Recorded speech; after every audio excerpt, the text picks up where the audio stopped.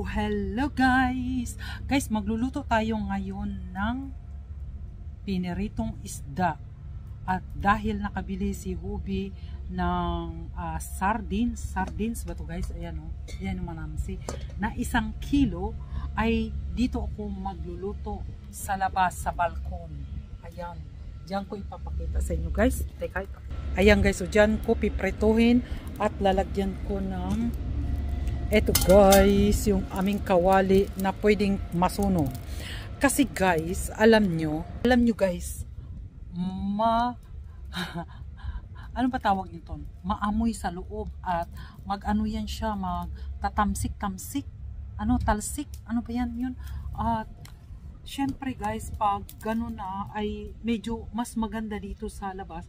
Taglamig na ngayon guys sa amin, malamig na ang simoy ng hangin, pero nagkaroon kami ng araw, kaya dito ko sa labas samantalahin ko ang pagprito guys, kasi nga may sikat ng araw at meron akong dala galing sa Pinas din guys, at para dito ko rin piprituhin. Ayan guys, oh, ayan, eto ay galing sa Pinas. Alam nyo naman na galing ako sa Pinas, ay namimiss na naman natin ang Pinas. Ayan guys, ayun yung dried fish, at saka eto naman yung, ano ba tawag niyan? Nakikita nyo ba? O ayan, o ayan, at saka yung kanina ba yung pinakita ko, yan o. Tapos yung ganito guys, o ayan, oh, may dala tayo guys galing ng Pinas, diba? Kaya samantalahin natin guys na magprito dito sa labas para walang amoy sa loob ng bahay, kasi pag sa loob kasi ng bahay tumatalsik, maamoy, at ayaw nilang maamoy ng aking kasamahang bahay. At saka dito sa labas ay free, pwede nating maprito dito sa labas. So let's go guys. Mainit na ata siya, mainit. So guys, nandito na ako sa labas at nilagyan ko na ng mantika. Hindi ko pala na-i-on. Ito, mainit na yung aking mantika at kukunin ko yung aking sandok. So ayan guys, mainit ng ating mantika.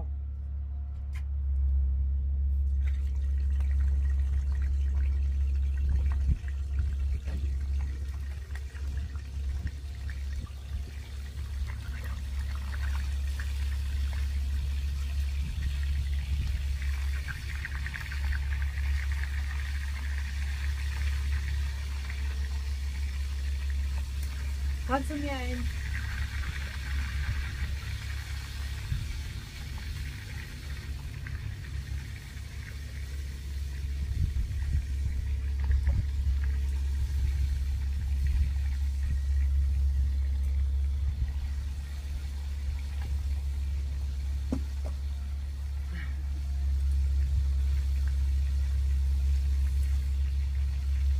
Dito natin ang piprituhin guys para hindi mangamoy-ngamoy.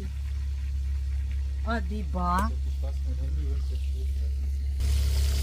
Ayan sa guys, prito tayo dyan. At kukunin ko yung pinakita ko kaninang ito para ilagay ko dito sa labas. Diyan sa labas, pwede ko yan ilagay sa labas. So guys, nilagay ko sa labas itong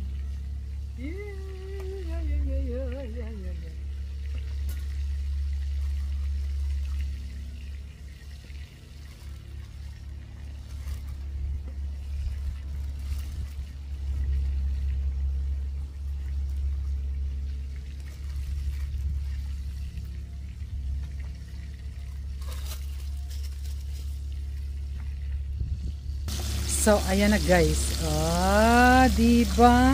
Para wala tayong amoy sa loob ng bahay. Dito tayo sa labas para walang amoy sa loob ng bahay, kasi lahat nagrereklamo na maamoy daw. Walang amoy dito sa labas guys, kasi dito sa amin ay nagsaraduhan ang mga bintana nila dahil malamig na. Diba?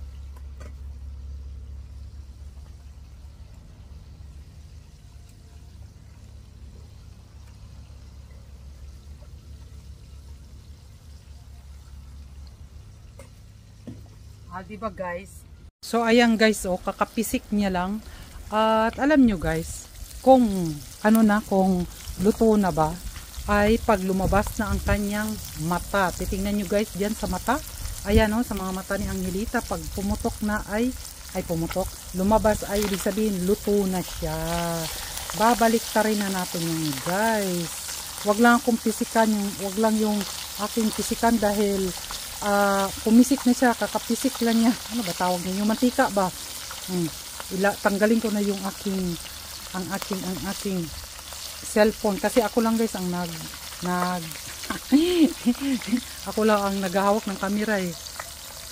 Ayan guys, mukhang nasunog yung isang squid at alas 12:30 na, hindi pa ako tapos. Ayun yung simbahan namin, no? Yung taga-lingganahin namin sa simbahan at 12:30 exactly na. At meron pa akong piprituhin, tapusin ko lang to guys para naman makakain tayo. Ayan na, may natapos na ako. Para stay na mainit siya ay nilalagay ko yan siya dyan. Diba?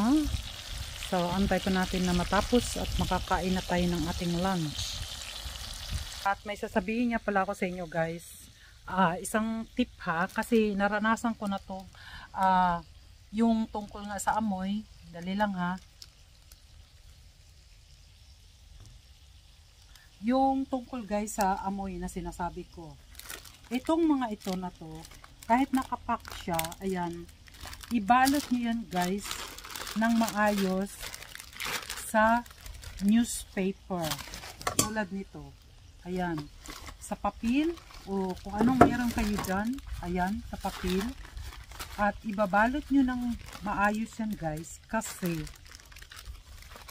nakapunta na po ako, nakabisita na ako sa isang Pilipina na nagre-reklamo daw yung kapitbahay niya kasi marami sila sa loob ng yung hindi bahay kasi yun, yung bang parang marami silang mga kadikit-dikit, yun, yung mga dikit-dikit na bahay. Ay nagrereklamo kasi guys sa kanya dahil nga daw maamoy. Hindi naman daw siya nakapagluto pa, maamoy daw. Kaya ang secret, so ulitin ko guys, biglang nag-close ang aking camera dahil nga puno na yung aking camera.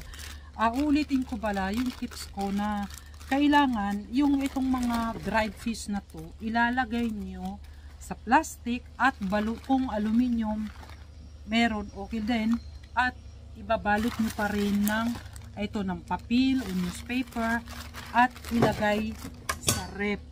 Ayan.